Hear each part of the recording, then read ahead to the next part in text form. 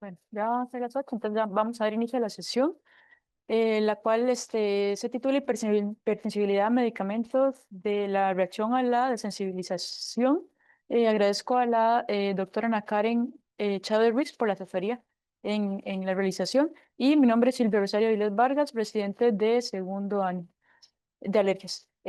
Los objetivos es una clase un poco extensa, pero vamos a tratar de abarcar y conocer los tipos de reacciones adversas y sus mecanismos, aplicar un enfoque diagnóstico sistémico, incluyendo la historia, pruebas cutáneas, pruebas in vitro y también provocación, identificar los principales indicadores para la desensibilización y describir los mecanismos y protocolos de desensibilización que actualmente se aplican.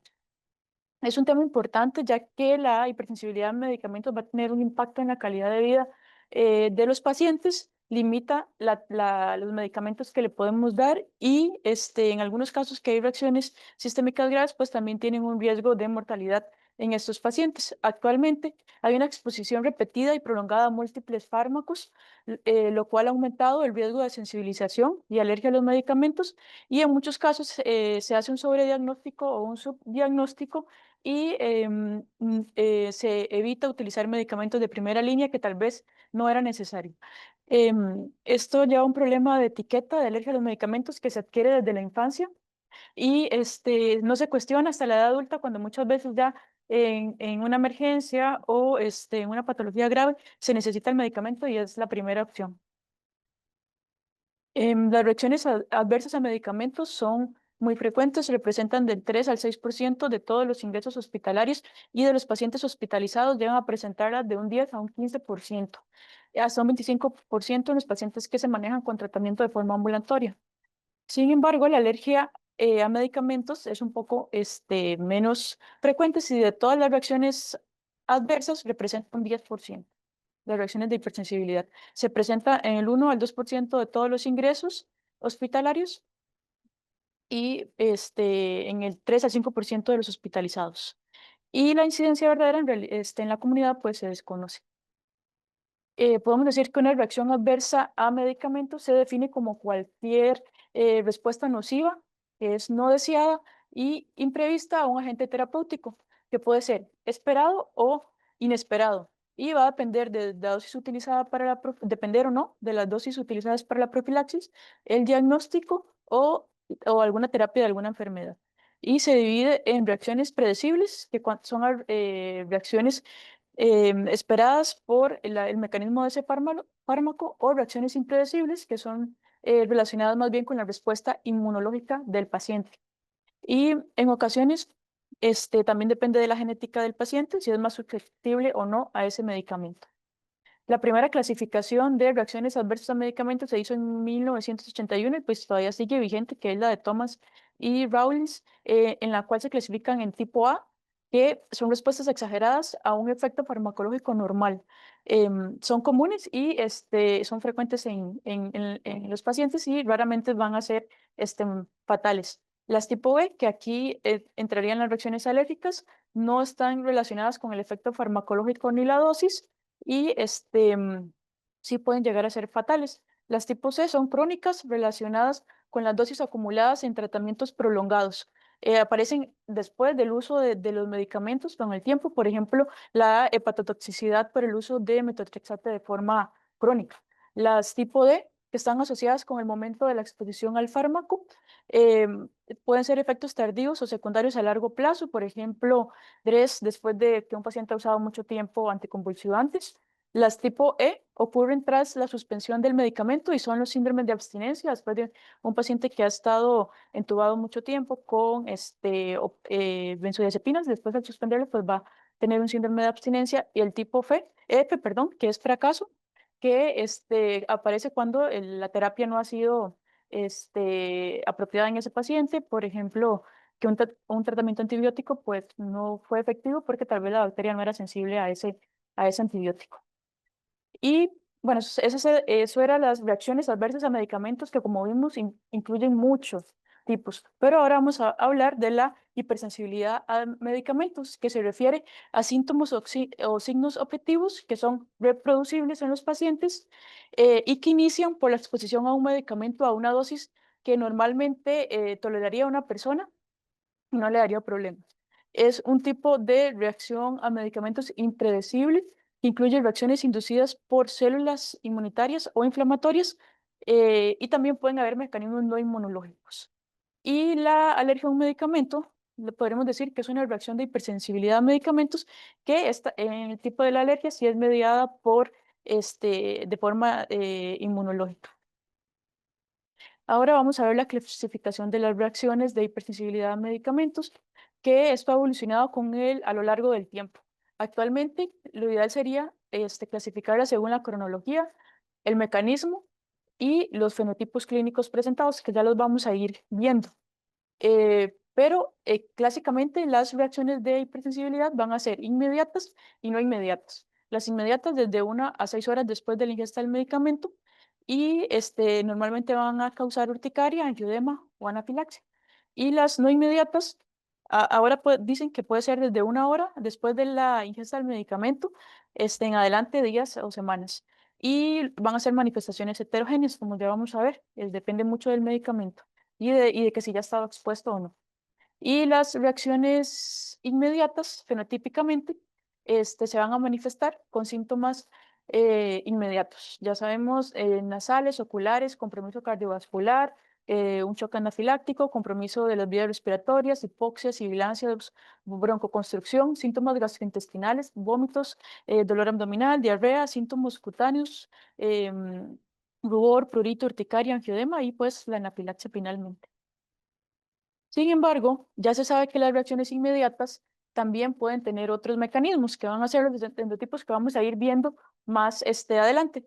Pero el fenotipo de las reacciones de liberación de citocinas también es una reacción inmediata y la vamos a ver con síntomas constitucionales como fiebre, escalofríos, dolores de cabeza, musculares, en tronco y en extremidades. Entonces, estos síntomas también van a ser una reacción inmediata, pero el mecanismo va a ser diferente y ya lo vamos a ir viendo más adelante, que a veces pensábamos, si tiene fiebre, escalofríos, pues en realidad no es una alergia, pero puede ser una reacción por liberación de citocinas a ese fármaco. Y la gravedad de las reacciones también es importante y también las podemos clasificar según su gravedad. La más práctico sería la clasificación de Brown de gravedad, que puede ser de leve, moderado o severa. Y leve va a ser cuando solo afecta un sistema, no hay signos, no alteración de los signos. Moderada se van a ver afectados dos sistemas, no alteración de los signos. Y severa se van a ver afectados dos sistemas con alteración de los signos, ya sea hipotensión o hipoxia. Y hay cofactores que pueden ayudar o desencadenar la gravedad de estas reacciones. Por ejemplo, factores específicos del paciente, como el sexo, la edad, polimorfismos y atopia, infecciones, fibrosis quística o enfermedades cardiovasculares. Y factores específicos del fármaco, si es de alto peso molecular, si tiene capacidad para la formación de aptenos, y la vía de administración y la frecuencia también van a ser factores que nos pueden aumentar la gravedad de estas reacciones. Y esas eran las reacciones inmediatas. Ahora vamos a hablar de las reacciones no inmediatas, pero va a haber una clase para esto, entonces nada más las vamos a mencionar para ya irlas conociendo. Los mecanismos va a ser típicamente mediada por células T o inmunocomplejos. La piel es el órgano que se va a ver más afectado, pero también puede haber afectación sistémica y las más comunes son los exantemas benignos, exantema maculopopular y erupción fija medicamentosa. También están las reacciones graves que son las SCARS, síndrome de Steven-Johnson o necrólisis epidérmica tóxica, postulosis exantemática y el DREX también. También pueden haber mecanismos donde solo se da la afectación de un órgano, como en la enfermedad hepática inducida por medicamentos, que es del DILI. Estas clasificaciones en realidad con la temporalidad de inmediata y no inmediata, pues sabemos que se quedan cortas. Actualmente la EASI acaba de, bueno, hace unos años, volvió a reorganizar, digamos así, los tipos de hipersensibilidad. Y esto ya lo vimos detalladamente en una clase, solo para recordar que las tipo 1 inmediatas y en las tipo 4 que son mediadas por células T, tenemos en el tipo 4A las de Steven Johnson o NET, en el tipo 4B, DRES, y en el tipo 4C, va a ser el AGEP. Sin embargo, esta clasificación para las reacciones de medicamentos también se queda corta porque los fármacos se comportan diferentes a los demás alérgenos, por decirlo así. Entonces, se propuso esta clasificación que es según fenotipo y endotipo de las reacciones, que es de la que vamos a ver ahora. Y esta clasificación pues, nos va a ayudar para saber en qué pacientes está indicada la desensibilización y en qué pacientes no. Entonces, tipo 1 es cuando hay una hipersensibilidad inmediata mediada por IgE o no mediada por IgE. Tipo, el 2 va a haber una liberación de citocinas, la 3 va a ser mixta, que va a haber combinación entre la 1 y la 2. La 2 va a ser hipersensibilidad citotóxica, la 3 mediada por inmunocomplejos, la 4 va a ser hipersensibilidad retardada, esa se mantiene igual, mediada por células T, y también puede haber una reacción que está relacionada solo con el mecanismo, la infusión del fármaco. Entonces vamos a iniciar viendo las reacciones de hipersensibilidad tipo 1. Este fenotipo se caracteriza porque es una prisión inmediata tras la exposición, generalmente menos de una hora, y los signos y síntomas pueden incluir de cutáneos, como ya vimos, urticaria, prurito, angioedema, respiratorias, disnea, sibilancias, desaturación o presión torácica, cardiovasculares, hipotensión, gastrointestinales y neurológicos. Y el endotipo va a depender si es mediada por IgE o no mediado por IgE, ¿ok? Entonces, las que son mediadas por IgE, pues hay una exposición previa al fármaco y como ya sabemos, se da en la producción de IgE y todo el mecanismo tipo 1. Pero en el caso que es no mediada por IgE, ocurre la misma degranulación de los mastocitos, pero a través de un mecanismo independiente de IgE que, que se da por una activación directa con el fármaco. Y esta desgranulación directa puede ocurrir por varios mecanismos, ya sea una activación por proteasas, activación del complemento, activación de los receptores tipo TOL o liberación de neuropéptidos o citocinas. Y el mecanismo que ya se conoce también, sustancias catiónicas que activan directamente el receptor acoplado a proteína G relacionado con MAX tipo 2, que bueno, el receptor que conocemos como Margarita Pérez. Entonces, estos mecanismos nos pueden dar reacciones inmediatas, no mediadas por IgE. Y van a haber liberación de varias sustancias o biomarcadores que nos pueden orientar a los síntomas. Cada uno se relaciona con los síntomas. Por ejemplo, en la fase temprana de granulación vamos a tener liberación de histamina, que esto no va a producir vasodilatación en el paciente, secreción de moco, contracción del músculo liso, después la triptasa que va a generar que se liberen sustancias del complemento C3 y C5A y fragmentos de fibrinógeno, que esto puede llevar al riesgo de sangrado. Y los factores también de la coagulación se van a ver afectados, el 5 y el 8, y esto nos puede llevar a una enfermedad de coagulación intravascular diseminada. También va a haber liberación de prostaglandinas y leucotrienos, principalmente en las reacciones con AINES, que esto nos va a dar espasmo del músculo liso y vasodilatación. Y está la fase tardía, que se va a liberar neuropéptidos, quimiosinas y este factor de necrosis tumoral, que estos van a agravar la reacción y la van a prolongar. Esto aquí nada más para ejemplificarlo, pero ya son los marcadores que dijimos. En las mediadas por IgE, pues va a haber la IgE unida al receptor, que como ya vamos a ver ahorita, esto puede ser un biomarcador, medir la IgE específica para cada fármaco. Hay algunos fármacos que se hace actualmente, leucotrienos, prostaglandinas, histamina, triptasa, y en las reacciones por estimulación del receptor MRG PRX2, también hay algunos polimorfismos que son característicos, también va a haber liberación de triptasa e histamina, y en las reacciones con los AINES, pues como ya sabemos, liberación de prostaglandina, leucotrienos, que en algunos estudios se pueden medir, los han medido en orina, pero todavía no es un biomarcador que tenemos a mano. Y en las reacciones de liberación de citocinas, pues interleucina 6 va a ser lo más característico, interleucina 8, 10 y interleucina 1. Sí. Bueno, esas eran de las reacciones inmediatas y de tipo 1, que son por liberación de IgE o no IgE. Y las reacciones por liberación de citocinas, que estas eran el tipo 2 que estábamos hablando, va a haber fiebres, calofríos y temblores. Esa es la diferencia con la clínica de las mediadas por IgE. que en esas no vamos a tener fiebre ni escalofríos. Esta se caracteriza también, puede haber alteración, hipertensión o hipotensión. Dolor torácico es también el dolor lumbar, es característico en estos pacientes, pélvico o mialgias. Tiene un inicio rápido y está asociada principalmente a anticuerpos monoclonales, ¿ok? Porque tiene una molécula más grande. Los mecanismos van a ser citotoxicidad celular, que va a ser mediada por anticuerpos, que hay una activación del complemento, liberación de interleucina 6 y factor de necrosis tumoral alfa. Y también se sabe que hay un tipo de reacciones que son mixtas, que podemos encontrar pruebas cutáneas positivas, pero también aumento de triptasa y de interleucina 6. Se ha visto que más de la mitad de estas reacciones evolucionan de un fenotipo tipo 1, mediado por IgE, a liberación de citocinas posteriormente. Y los mecanismos propuestos es pues que en algunos casos que hay premedicación, pues se bloquea la reacción tipo 1, pero igual se desenmascara que sí hay síntomas por liberación de citocinas. Y cuando hay exposición repetida a algunos fármacos, puede inducir también mayor transacción del tipo 1 al tipo 2, perdón, del tipo 1 a la liberación de citocinas y con mayor carga tumoral. En algunos pacientes en los que se usa quimioterapéuticos, va a favorecer la liberación de interleucina 6 y van a tener estas reacciones.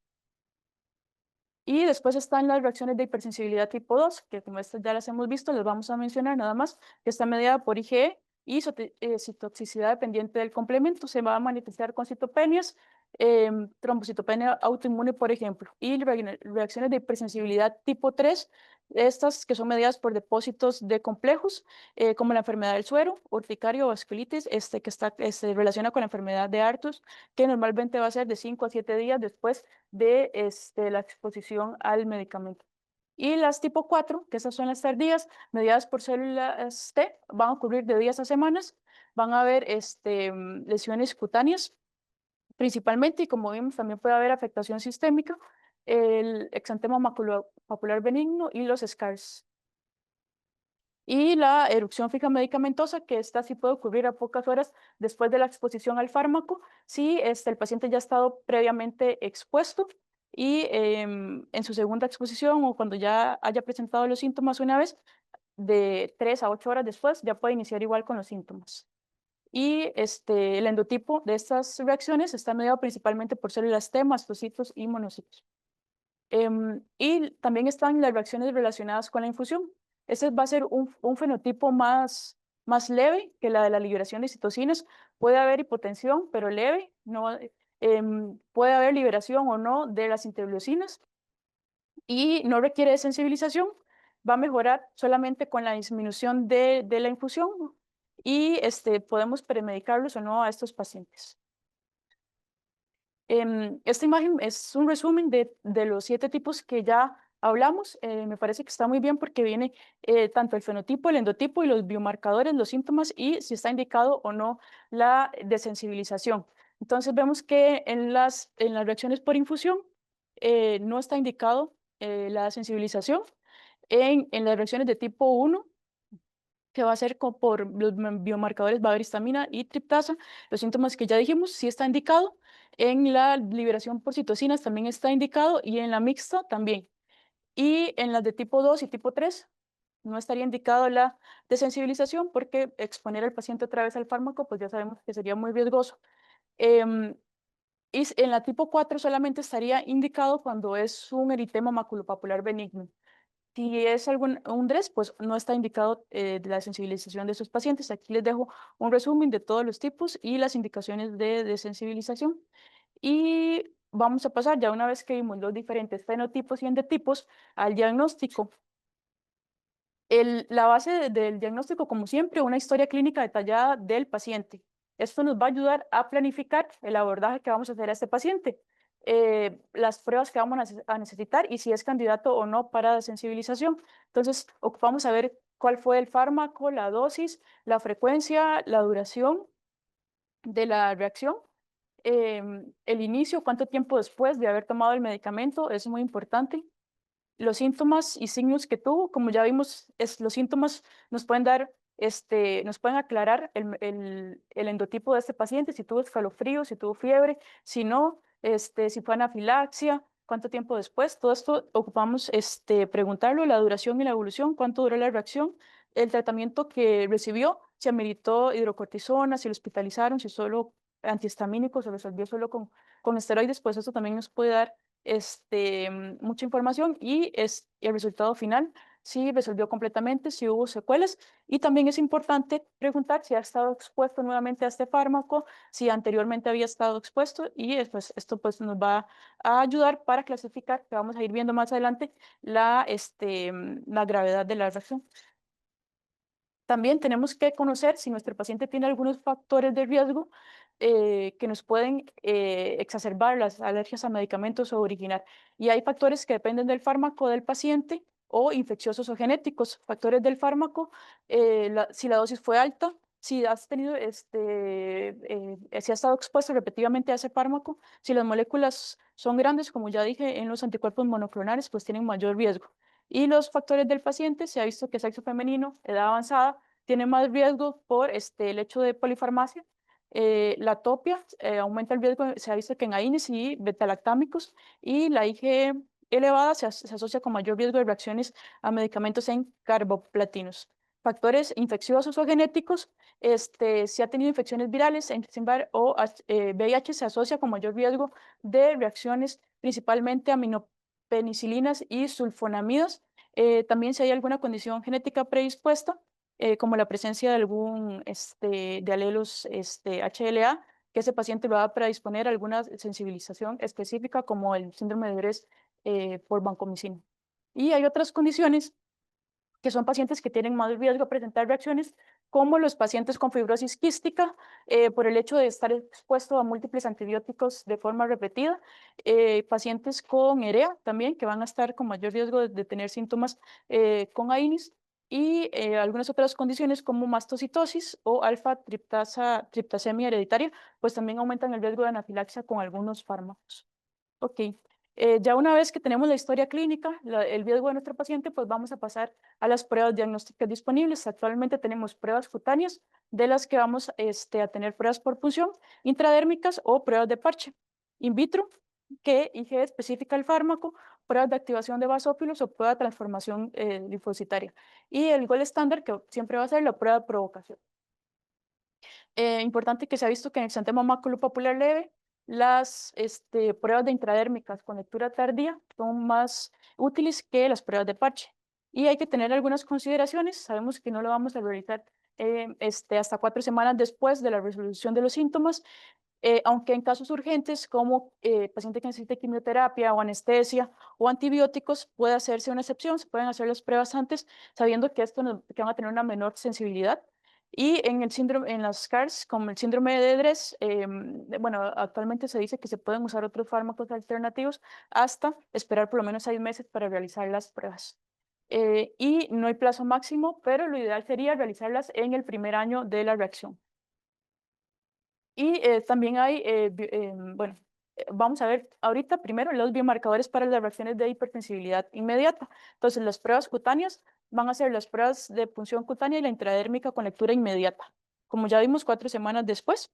Y las limitaciones, puede ser que sean fármacos que forman proaptenos y esto nos va a dar pruebas cutáneas negativas. Entonces, aunque tengamos las pruebas cutáneas negativas, ocupamos saber la historia además y interpretarlo de forma cuidadosa.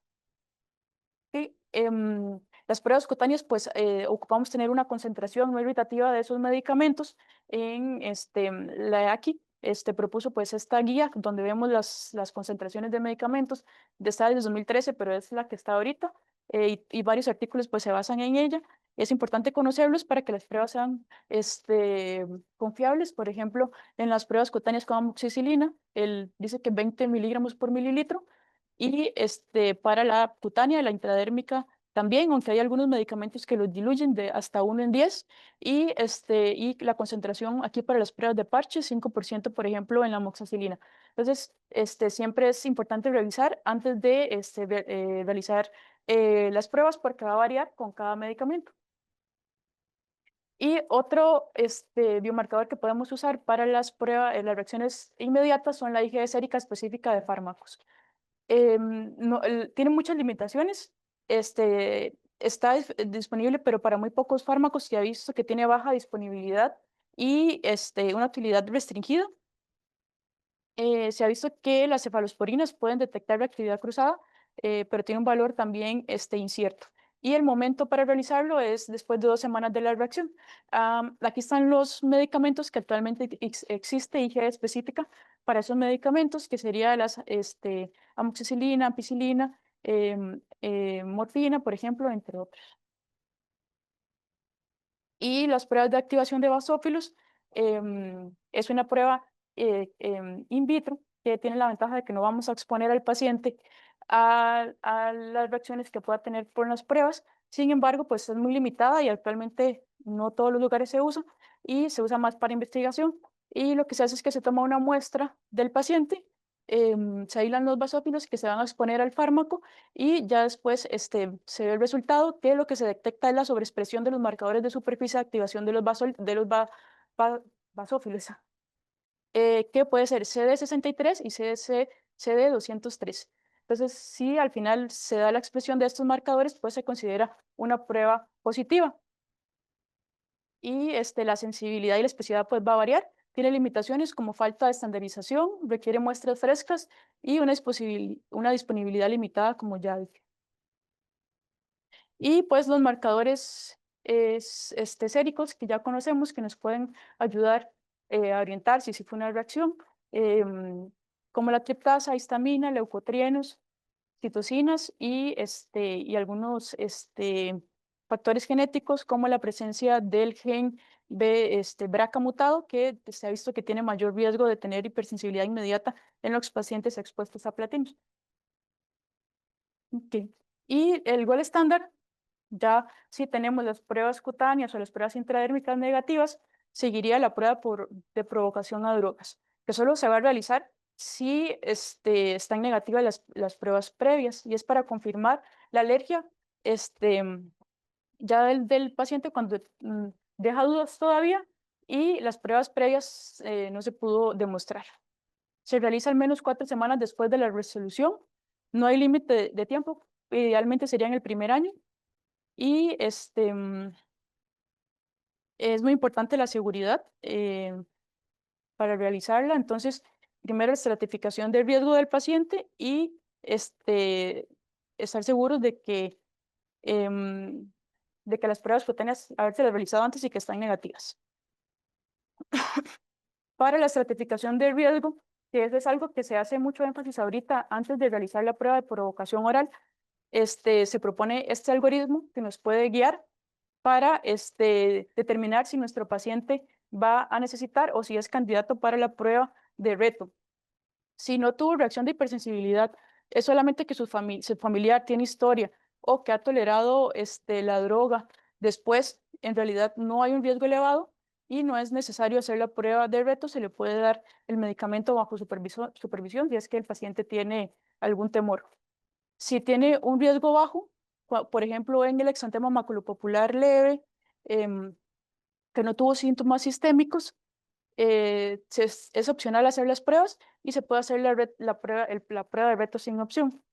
Si tiene un riesgo intermedio, no está, no está clara la reacción que tuvo y en este caso puede ser las pruebas cutáneas opcionales y sí se puede hacer el reto, pero en 2 pasos y se va a observar 1 a 2 horas después. Si no tuvo una reacción severa y el exantema fue moderado o tuvo reacciones en la piel como urticaria, pero no tuvo una anafilaxia, podemos decir que tuvo un riesgo intermedio y en este caso sí hay que hacerle las pruebas cutáneas antes de valorar hacer el reto. El reto se va a hacer en 2 o 3 pasos y se va a observar 2 horas después. Si lo que presentó fue una anafilaxia, sí va a tener un riesgo alto. Hay que considerar primero hacer las pruebas cutáneas, es mandatorio, y también el reto oral se va a hacer en 3 pasos. Y si son ya alto riesgo, pero por SCARS o por un exantema maculopapular severo que afectó más del 50% del área de superficie corporal. No está indicado hacer el veto, lo indicado sería entonces, como ya vimos, las pruebas de parche. ¿Ok? Aquí igual les dejo un resumen de las reacciones, si no hubo reacción, si es intermedia, alta o bajo el riesgo y si estaría o no indicados. Ok, entonces vamos a ver ahorita las indicaciones y contraindicaciones de la prueba de provocación a fármacos. Está indicada, como ya dije, para confirmar o descartar una reacción de hipersensibilidad inmediata cuando la historia es incierta o cuando no la hemos podido demostrar por medio de pruebas cutáneas. Contraindicaciones absolutas, si hay antecedentes claros de reacciones de hipersensibilidad graves al fármaco sospechoso, como anafilaxia grave. Si hay reacciones cutáneas graves como SCARS. En estos casos, pues, obviamente no vamos a hacer el reto. Y hay contraindicaciones relativas como embarazo, donde a veces el riesgo no supera el beneficio que puede tener al darle ese medicamento a la paciente embarazada. Por ejemplo, penicilinas cuando hay alguna infección por sífilis. Y contraindicaciones, comorbilidades graves pueden ser también contraindicaciones relativas como paciente con asma no controlada, EPOC, o cuando hay alguna cardiopatía, pero pues la condición grave del paciente amerita el fármaco que se le necesita dar.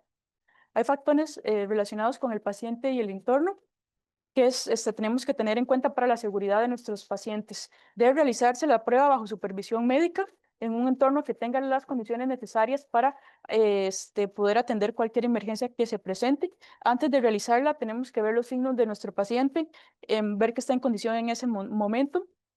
Si es una reacción donde hubo riesgo sistémico de una anafilaxia, es importante canalizar al paciente previamente y tenemos que obtener el consentimiento escrito y verbal antes de realizar la prueba. Siempre hay dudas sobre los medicamentos que tiene el paciente, pues lo ideal sería suspender los antihistamínicos y glucocorticoides sistémicos previamente, pero los antihistamínicos, si son necesarios para el manejo de urticaria, esta guía dice que se pueden mantener en el paciente y los pacientes que están con betabloqueadores o IECAS, si son muy necesarios para controlar su cardiopatía, pues se pueden también realizar la prueba con ello. Y y en pacientes que tienen síntomas subjetivos o que nos dejan la duda, pues se puede hacer una prueba de provocación controlada con placebo previamente. Y es muy importante la estratificación del riesgo porque nos va a permitir en la prueba determinar la dosis inicial, los incrementos de dosis, los intervalos que no deben ser inferiores a 30 minutos y el tiempo de observación que le vamos a dar a este paciente, que ya lo vamos a ver, y la vía de administración también. Se dice que la vía de administración pues, debe ser la misma a la que el paciente estuvo expuesto cuando tuvo la reacción. Hay que importante que considerar excipientes, que en pacientes que tienen reacciones graves a varios fármacos de la misma familia, pues hay que considerar si no están haciendo la reacción al excipiente y por eso pues se prefiere igual la misma vía de administración.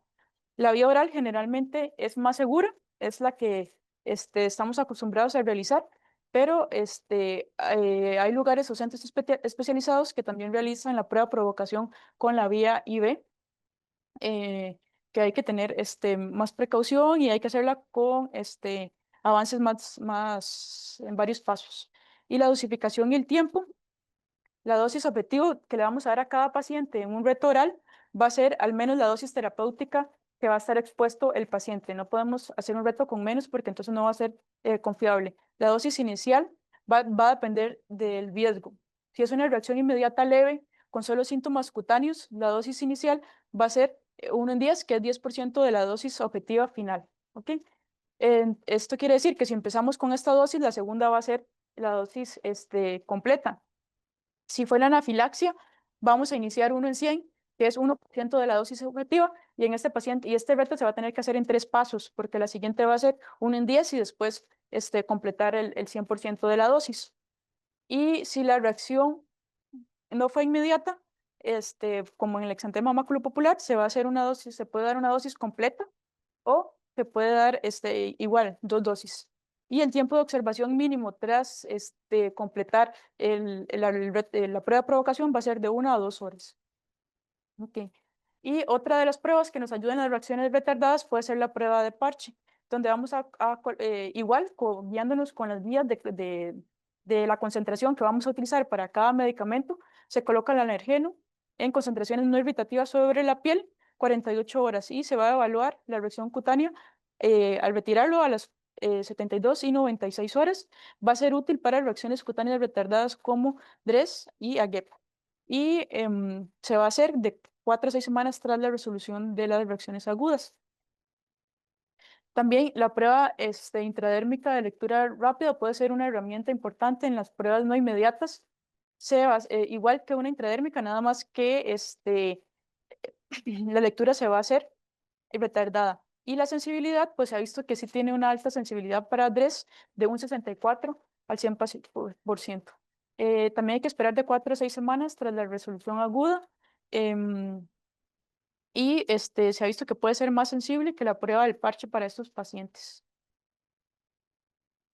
¿Ok? Y también in vivo está la prueba in vitro, está la prueba de transformación de linfocitos, que puede ser una herramienta importante para las reacciones retardadas cuando no tenemos forma de, de esclarecer cuál fue el fármaco desencadenante y es un medicamento muy importante para el paciente.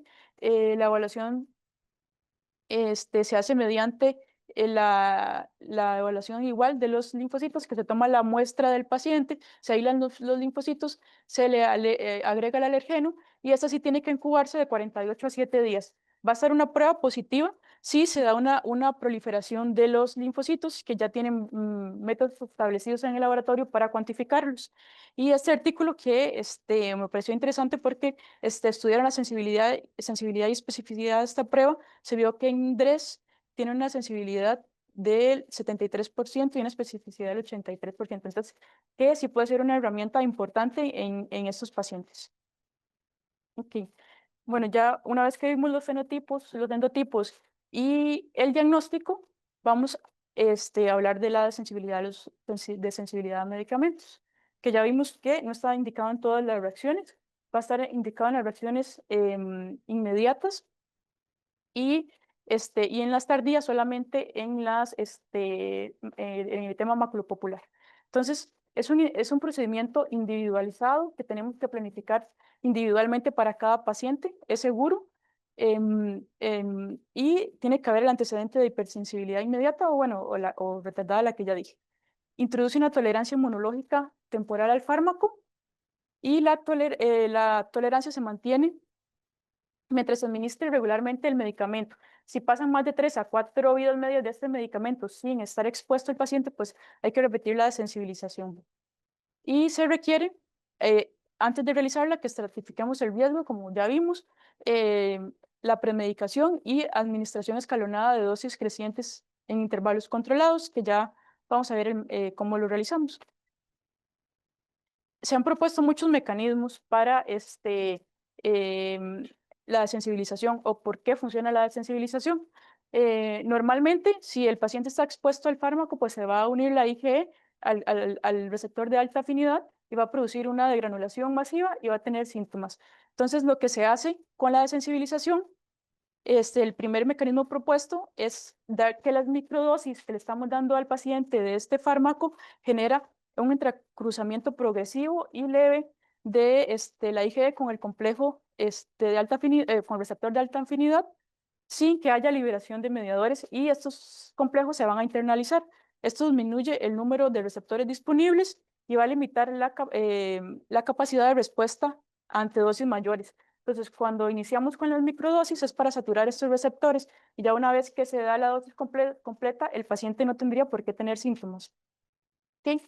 Hay otros mecanismos propuestos, principalmente el bloqueo de la granulación por la entrada de calcio al citoplasma y la reorganización del citoesqueleto por la proteína cofilina, que permite el movimiento de actina y esta fosforila durante la sensibilización. Entonces, no se va a dar tampoco la reorganización de las células al estar expuesto al fármaco. ¿Y cuáles son los objetivos o por qué realizamos la desensibilización? Primero que todo, permite que los pacientes con hipersensibilidad al medicamento reciban el tratamiento de primera línea, que sea eficaz y seguro para ellos. Y muchos de estos fármacos son quimioterapéuticos o anticuerpos monoclonales o antibióticos, que pues no hay otra opción para el paciente. Y esto va a mejorar la calidad de vida y la esperanza de vida también en estos pacientes. Se ha visto que es más rentable hacer una desensibilización que someter al paciente a medicamentos de segunda o tercera línea que no van a ser igual de efectivos y que son más costosos. ¿Quién debe o dónde debe recibir la sensibilización? Entonces, como ya dije, para determinar la elegibilidad para la sensibilización, cada paciente debe individualizarse y hacer una estrategia individual. ¿Ok? La anafilaxia no es una contraindicación para realizar la sensibilización y sí tenemos que tener la clasificación de riesgo antes de realizarla.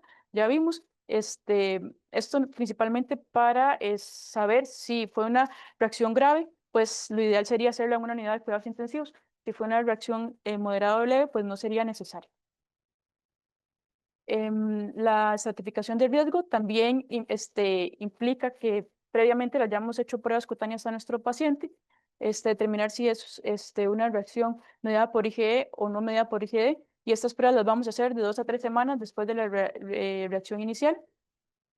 Y nos van a ofrecer información fisiológica del mecanismo presentado. Si están positivas, pues podemos entender que es de tipo 1, si positivas tardías, de tipo 4, y negativas, pues no excluyen que haya habido una reacción, porque ya vimos que en pacientes que tienen reacciones a fármacos unidos aptenos, puede que las pruebas estén negativas, pero lo importante es ver la clínica del paciente. Y se propone este algoritmo que nos va a permitir determinar, según las pruebas cutáneas, los pasos que vamos a hacer la sensibilización. Si hay una reacción leve y las pruebas están negativas, no hace falta realizar la sensibilización. Se le puede dar el medicamento. Si es una reacción leve y las pruebas están positivas, se va a hacer la desensibilización en 12 pasos. Si es moderado o severa, pues hay que hacer ya la desensibilización, sean las pruebas positivas o negativas, en 12 pasos. Y si es severa, la vamos a hacer la desensibilización en 16 pasos. En las reacciones tardías, como SCARS, vamos a evitar hacer la desensibilización. Y van a haber candidatos de alto riesgo que hay que tener algunas precauciones, como las embarazadas, pacientes con enfermedad cardiovascular o respiratoria grave, pacientes que usan beta bloqueadores o IECAS, que pueden empeorar la hipotensión, pero como ya vimos, no está indicado suspender el medicamento si es necesario para el paciente. Y pacientes con fibrosis quística, se ha visto que también la sensibilización es segura y efectiva. Y se ha inclusive en pacientes sumamente graves que están con con una membrana de circulación extracorpórea, se han realizado desensibilizaciones con éxito en la unidad de cuidados intensivos. Pero sí van a haber contraindicaciones absolutas, como el síndrome de Steven-Johnson, necrólisis epidérmica tóxica, DRES y AGEP. En estos casos, pues ya sabemos el mecanismo y está contraindicado volver a exponer al paciente a estos fármacos. Se ha visto que en pacientes que tienen VIH o que han tenido algún trasplante y están usando trimetoprim como profiláctico, se asocia a reacciones de hipersensibilidad retardadas tipo 4 con el exantema maculopapular. En estos pacientes sí estaría indicado realizar una desensibilización. ¿Y cuándo vamos a realizar la desensibilización? Entonces, en las reacciones tipo 1 inmediatas o ciertos casos seleccionados de otros mecanismos inmunológicos que sí lo ameritan.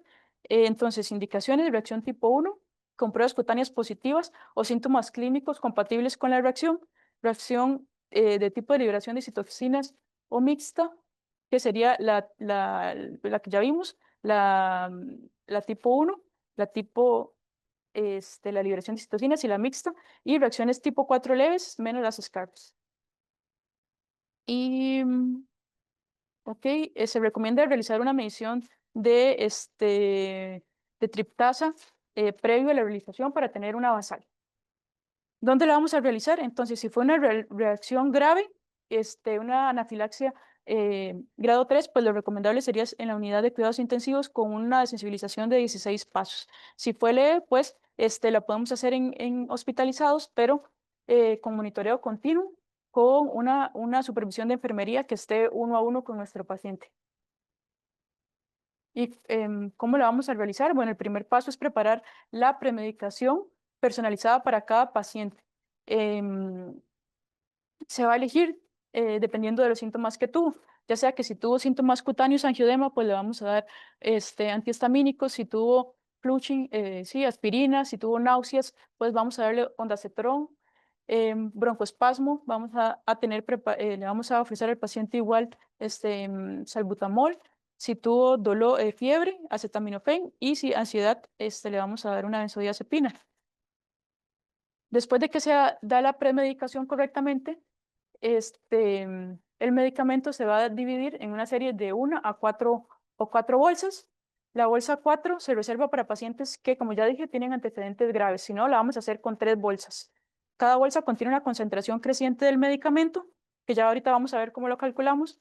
Y el procedimiento se realiza con monitoreo continuo de los signos vitales, y cada 15 minutos, bueno, por enfermería, se le va a estar vigilando los signos vitales. Y la velocidad de infusión también la vamos a ir aumentando cada 15 minutos hasta poder avanzar a la siguiente bolsa. Estos son unos ejemplos de que ya son protocolos establecidos en las guías, pero este es un ejemplo que le traje de uno que hemos hecho acá con la clínica de medicamentos, donde fue paclitaxel, que se hizo en tres bolsas. Entonces, previamente, pues se dio la premedicación, como ya dije. Es importante la fluidoterapia del paciente. Y del paso 1 al 10 se dejó con 100 mililitros por hora de suero fisiológico, y del paso 10 en adelante con 250 mililitros por hora. Lo más importante para poder establecer el protocolo es ver la dosis total que le vamos a dar al paciente. En este paciente era 480 mililitros y lo vamos a hacer en 3 bolsas. Entonces, los 480 lo vamos a dividir entre 100 para la primera bolsa, que nos va a dar 4.8 miligramos. Entonces, esta va a ser 1 en 100, la bolsa número 1. La segunda bolsa lo vamos a dividir en 10, que es 48. Y la tercera bolsa le vamos a poner el resto de los miligramos que nos faltan para la dosis total. ¿Ok? Entonces, la primera bolsa, los 4.8 miligramos los vamos a aforar en 250 mililitros de solución glucosada. Y la segunda bolsa en 250 de solución glucosada. Con esto vamos a calcular la concentración, dividiendo 4.8, que son los mililitros, en 250, nos da la concentración. Y también tenemos que calcular la cantidad de bolsa infundida, que esto ya lo hacemos con los pasos, porque vemos que la solución 1, la bolsa 1, la vamos a hacer hasta el paso 4. Entonces aquí tenemos que calcular cuántos mililitros le vamos a pasar en total al paciente, y los mililitros lo multiplicamos con la concentración para tener la dosis infundida por bolsa. Igual con la bolsa 2, y estos miligramos totales del medicamento se lo vamos a restar a la dosis total, que nos va a dar el volumen de la bolsa 4, perdón, de la bolsa 3. Y los miligramos de la bolsa 3 los vamos a disolver o aforar en 500 mililitros de solución fisiológica. Una vez que tenemos las 3 bolsas, pues ya se comienza con la infusión, y la bolsa 1 se va a tener durante los primeros 4 pasos. Cada 15 minutos se le va a ir subiendo el volumen al doble. Después pasamos a la bolsa 2, y al finalizar, pues ya pasamos a la bolsa 3 hasta completar. Bueno, traté de explicarlo, pero igual lo vamos a ir viendo más detalladamente ya en la clínica de medicamentos, pero es para que tengan una idea de cómo lo calculamos y cómo hacemos los protocolos de desensibilización. Bueno, también cuando estamos haciendo una desensibilización tenemos que estar preparados para las reacciones que pueda presentar nuestro paciente. Entonces, lo ideal sería predecir esas reacciones, y ya dejar indicado a enfermería los medicamentos y las dosis que queremos aplicar al paciente si presenta alguna reacción. Hay que hacer, si presenta una reacción, el manejo inmediato, vamos a suspender la infusión inmediatamente. Si hay alteración de signos vitales, pues le vamos a aplicar la epinefrina. Si no hay alteración, pero presenta algún otro síntoma, como broncoespasmo, de una vez vamos a darle su salbutamol. Si tiene ansiedad, el lorazepam. Si tiene Flushing, la aspirina. Si tiene dolor, acetaminofén. Si tiene náuseas, oldacetrón. Y también importante, apenas apagamos la infusión, le vamos a subir la infusión de suero fisiológico a 500 mililitros por hora mientras resolvemos los síntomas. Una vez que ya resuelven los síntomas, pues reanudamos otra vez la desensibilización en el paso que íbamos. Ok. Y este artículo, donde me basé en muchos de los temas de la sensibilización, de la doctora de la doctora Costels, habla sobre cuándo, cómo, por qué vamos a realizar la desensibilización. Entonces, al final de esto podemos decir ¿a quién vamos a desensibilizar? Al paciente que necesita terapia médica de primera línea, ¿ok? Y que tuvo una reacción alérgica al medicamento que necesita. ¿Y por qué? ¿O qué? ¿Qué es lo que vamos a hacer? Vamos a estimular los mecanismos celulares inhibitorios para que pueda tolerar el resto del medicamento. ¿Cuándo? En el momento de que sea necesario. ¿Dónde? Como ya vimos, en el entorno más seguro que tengamos para ese paciente. ¿Por qué? Para promover una mayor calidad de vida y aumentar la expectativa de vida de mi paciente. ¿Y cómo? ¿Cómo lo vamos a usar? Utilizando los protocolos estandarizados que ya se han aplicado por otros alergólogos y farmacéuticos capacitados en la sensibilización para hacerlo de la forma más segura para nuestro paciente. Y como conclusiones, para ya ir terminando, sabemos que los mecanismos de reacciones de hipersensibilidad a medicamentos son complejos, como ya vimos, y el diagnóstico requiere una evaluación detallada de nuestro paciente con la historia clínica, pruebas in vivo y in vitro si son necesarias y están disponibles. La evaluación detallada del paciente y las reacciones previas es fundamental para planificar el diagnóstico y las estrategias de manejo y permite diferenciar entre reacciones no alérgicas de hipersensibilidad de inmediata o no inmediata y guiar la estratificación del riesgo de nuestro paciente. Las pruebas cutáneas, pruebas in vitro y las pruebas de provocación farmacológica van a ser herramientas esenciales para confirmar la alergia, descartar falsos positivos y poder desetiquetar a los pacientes que estaban diagnosticados de forma incorrecta. Y la sensibilización rápida a fármacos, como actualmente se sabe que es una herramienta útil y poderosa en la alergia, que nos va a permitir poder darle a nuestros pacientes los fármacos que necesitan para su terapia de primera línea. Sí. Y pues eso es lo que tenía en la clase. Muchas gracias.